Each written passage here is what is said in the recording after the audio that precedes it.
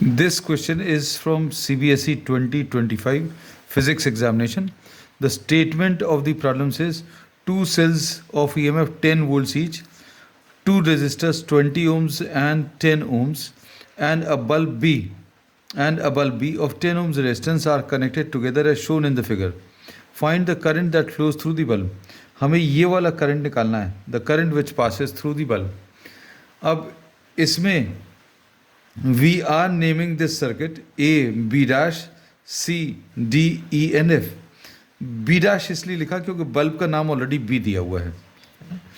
अब इसमें we will be assuming the directions of current. Suppose this is giving a current I, this battery or this cell is giving a current I, and this current I splits into two parts.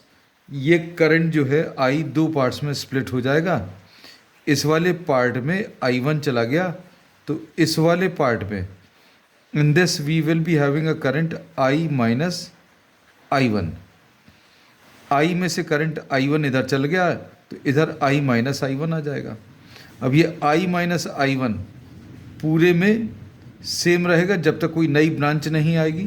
तो I minus I1 और ये वाला current I1 दोनों मिलकर इसमें I current दे देंगे. So this is the current I. अब करंट्स का डिस्ट्रीब्यूशन अभी हम लोगों ने मार्क कर दिया. Now we will be applying the Kirchhoff's voltage law in the close loop A, B dash, C and F. ये इस वाले क्लोज लूप में अभी हम लोग अप्लाई करेंगे and we will be moving in clockwise direction starting from point A. Just to help out or ease out things, we have already written a sign convention. Sign convention जो आपको suit करे, जिसकी आदत है आप उसको use कर सकते हैं.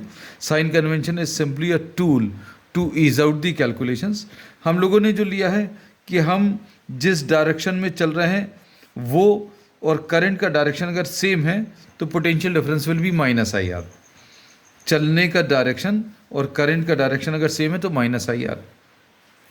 फिर चलने का डायरेक्शन और ईएमएफ का डायरेक्शन अगर सेम है तो प्लस ई.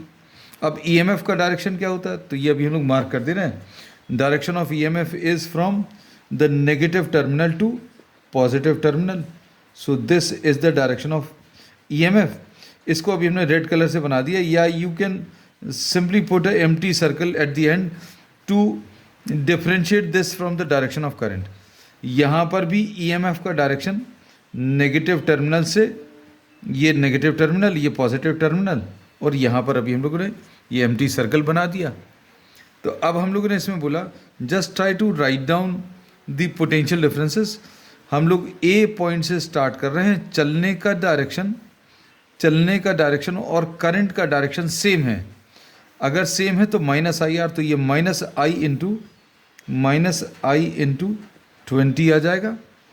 फिर उसके बाद हमारे चलने का direction, we are moving in this clockwise direction, ऐसा मूव कर रहे हैं, और करंट का डायरेक्शन भी सेम है, तो कितना आ जाएगा माइनस आई आर. तो यहाँ पर करंट कितना है I1 इंटू आर इज 10, ऐसा कुछ आ गया.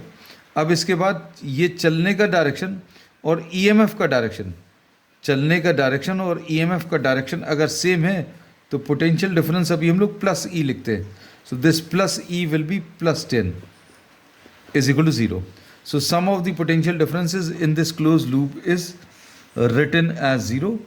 तो अब ये सिंप्लीफाई करने पर कितना आ जाएगा minus 20i minus 10i1 plus 10 is equal to 0.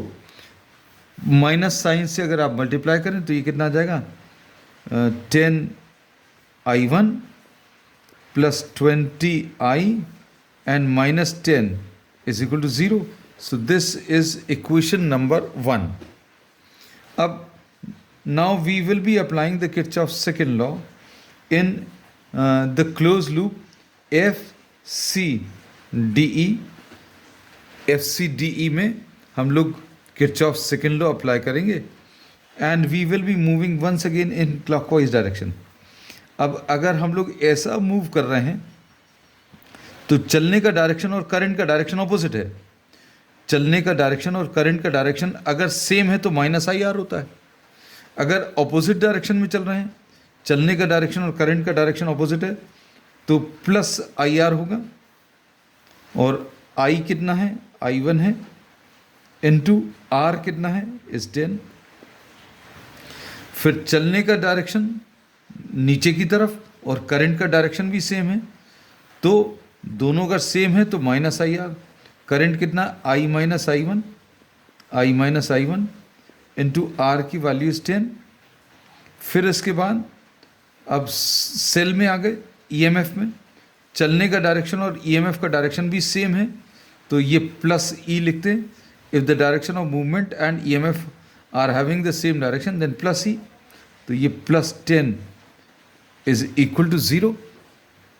Now if this is bracket अगर आप ओपन करें तो 10I1 माइनस 10I, माइनस और माइनस प्लस, तो plus 10I1 plus 10 is equal to 0। तो ये सिंप्लीफाई करने पर 20I1, इधर पर कुछ गड़बड़ किया, यस माइनस 10I है, ये माइनस 10I और minus plus plus 10I1, perfectly okay. 20I1 minus 10I plus 10 is equal to 0। This is equation number 2। अब इसमें हम लोगों को करंट थ्रू दी बल्ब निकालना, मतलब I1 निकालना है। I1 अगर निकालना है then we will be eliminating I को अगर आप एलिमिनेट करें, we are rewriting first equation. First equation क्या है, 10I1 plus 20I minus 10 is equal to 0। अब सेकेंड इक्वेशन को 2 से मल्टीप्लाई करके लिख रहे हैं। सेकेंड इक्वेशन को 2 से मल्टीप्लाई करेंगे तो कितना आ जाएगा, 40I1 minus 20I plus 20 is equal to 0। अब इनको अगर ऐड करें तो कितना आ जाएगा, 50I1 plus 10 is equal to 0, and इससे I1 की value, I1 will be equal to minus 10/50, मतलब -1/5 विल बी दी करंट। -1/5 का मतलब ये है, हम लोगों ने जो करंट का डायरेक्शन मार्क किया है डायग्राम में, उसके ऑपोजिट डायरेक्शन में करंट फ्लो कर रहा है। So we have already got the answer, the work is finished for this problem, but just for knowledge sake we are trying to solve the remaining parts also. I1 ये current हम लोगों को मिल गया है, and the direction of current ये भी अभी हम लोग लिख दे रहे हैं। Direction of current, the direction of current is from F to C, F से C की तरफ है। हम लोगों ने C टू F मार्क किया था I1, लेकिन ये नेगेटिव आया, जो ये बता रहा है कि direction of actual current is opposite to what we have marked. अब इसमें I1 की वैल्यू -1/5 सब्सटीट्यूट करें फर्स्ट इक्वेशन में, तो 10 into -1/5 plus 20I minus 10 is equal to 0। ये 5 2 10 आ गया। अब ये कितना, 20I, और ये -2 है, -2 and -10 is -12, so we get I is equal to 12 divided by 20, so 4 3s are and 4 5s are, so this is the value of I. So we say that the value of I, this is not at all required, only the current I1 which passes through the bulb is required, which we have already got. So this is the answer, and this we have solved because this was the only other unknown which was to be solved.